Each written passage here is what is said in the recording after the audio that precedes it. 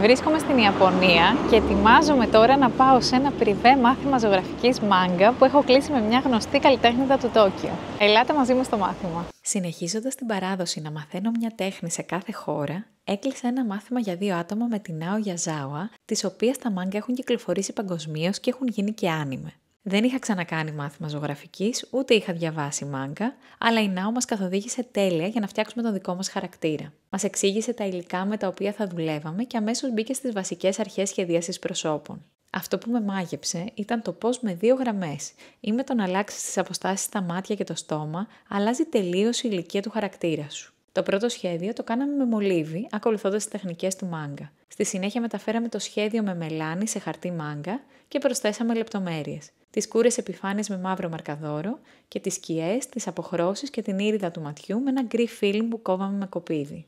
Ο Νίκος επέλεξε να σχεδιάσει τον Έρεν Γέγκερ από το Attack on Titan και δες πόσο πετυχημένο βγήκε το σχέδιό του. Εγώ έκανα το λάθος να αρχίσω να σχεδιάζω χωρίς συγκεκριμένο χαρακτήρα στο μυαλό μου και τελικά μου βγήκε μια ξανθιά Ευρωπαία έφηβη με στολή Sailor Moon.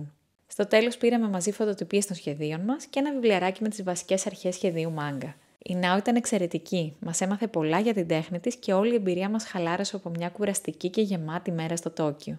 Γράψε μου στα σχόλια αν θα έκανες ποτέ μάθημα μάγκα ή αν έχεις δοκιμάσει κάποιο άλλο εργαστήριο στην Ιαπωνία.